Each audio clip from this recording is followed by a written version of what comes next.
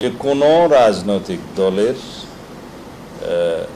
নিষেধ করা, কোনো রাজনৈতিক দলের কর্মকাণ্ড বা কোনো রাজনৈতিক দলকে নিষিদ্ধ ঘোষণা করা নির্বাহী আদেশে, সেটা আমরা সমর্থন করি না। আমরা আমাদের বক্তব্য দিয়েছি অনেক আগে যে বিচারিক প্রক্রিয়ার মধ্য দিয়ে কোনো রাজনৈতিক দলকে রাজনৈতিক দল হিসাবে নিষিদ্ধ করার যে বিষয়টি সেটা নির্ধারিত হোক, লেট দি কোর্ট ডিসাইড।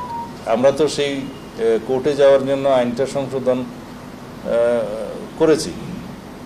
সেই আইনটা আগে ছিল না, যদিও সংবিধানের বিধানে উল্লেখ ছিল, কিন্তু সেই বিধান অনুসারে সংশ্লিষ্ট আইনে পরিবর্তনটা আগে আনা হয়নি, পরবর্তীতে আনা হয়েছে।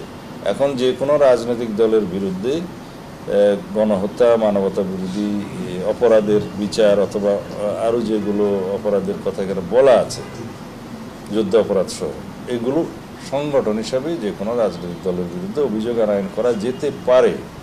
এবং সেইভাবে যদি সে সমস্ত রাজনৈতিক দলের বিরুদ্ধে যাদের বিরুদ্ধে অভিযোগ থাকবে সেটা যদি আদালত উত্থাপিত হয় এবং বিচারিক প্রক্রিয়ার মাধ্যমে যদি সেটা নির্ধারিত হয়, সেটা নির্বাচন কমিশন মানতে বাধ্য।